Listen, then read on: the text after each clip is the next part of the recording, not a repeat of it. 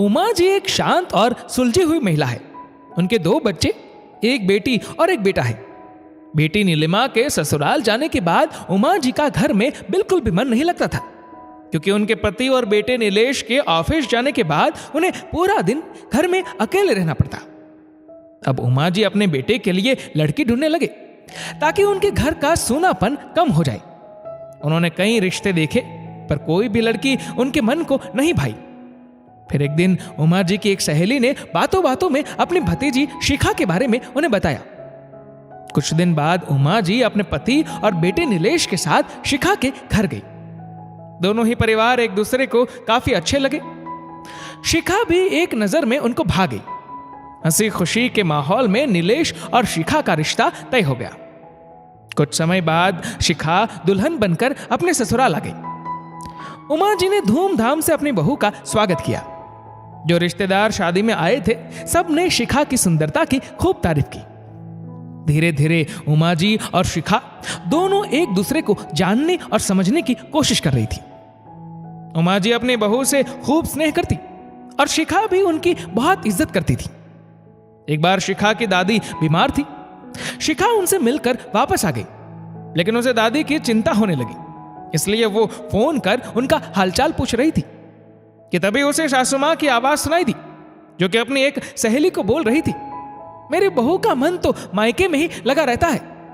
ये सुनकर शिखा को बहुत दुख हुआ और सोचने लगी कि माँ जी को तो सब पता है कि उसकी दादी की तबीयत खराब है, इसलिए वो 1-2 बार अपने मायके फोन कर लेती है। घर का भी सब काम समय से निपटा लेती है, फिर भी सासू मां ऐसा बोल रही है, वो भी किसी दूसरे के सामने। उमा जी की सहेली के जाने के बाद शिखा ने साफ साफ शब्दों में उनसे पूछा, तो उन्होंने इसे शिखा की गलतफहमी बताकर बात को टाल दिया। उसके बाद भी वो किसी ना किसी के सामने बोल ही देती थी कि बहू का मन तो मायके में अटका है। उनकी ये बात शिखा को बहुत तकलीफ देती थी। शिखा ने कहा, माँ जी, मैं आपकी बहुत इज्जत करती हूं और पूरी तरह से परिवार में घुल मिल गई हूं। मुझे भी मायके की याद आती है, मगर मैं फोन पर उनसे बात कर लेती हूं, तो इसमें क्या बुराई है। लेकिन उमा जी का रवैया वैसा ही रहा। एक दिन शिखा की ननद नीलिमा मिलने घर आई। शिखा भी उससे मिलकर बहुत खुश हुई। अगले दिन घर में कुछ पड़ोस की महिलाएं आई, पर उनको देखकर शिखा परेशान हो गई। अपनी नई नवेली भाभी को यूं उदास देखकर नीलिमा ने इसकी वजह पूछी, तो शिखा ने उसे सब बताया। सब बात जानने के बाद नीलिमा उसी दिन शाम को अपने ससुराल चली गई। उमा जी ने इतनी जल्दी जाने की वजह पूछी, लेकिन नीलिमा ने कुछ भी नहीं कहा और ना ही ससुराल जाने के बाद कोई फोन किया।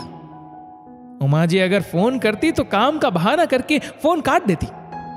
ऐसे ही 4-5 दिन बीत गए। अब तो उमा जी परेशान हो गई और उन्होंने नीलिमा को फोन करके बात ना करने की वजह पूछी।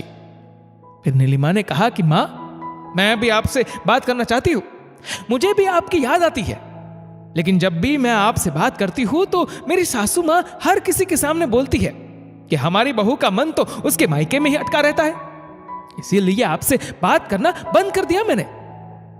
अपनी बेटी के मुंह से यह शब्द सुनकर उमा जी को धक्का लगा।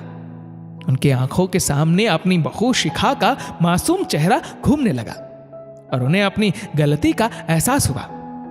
उन्होंने शिखा के सामने अपनी गलती का प्रायश्चित किया और उससे वादा किया कि आगे से वो कभी भी किसी के भी सामने उसके लिए उल्टा सीधा नहीं बोलेंगी। शिखा भी प्यार से अपनी सासू मां के गले लग गई। शिखा ने मन ही मन अपनी ननद नीलिमा को धन्यवाद किया, क्योंकि नीलिमा ने अपनी भाभी से जो वादा किया था उसे निभाया था।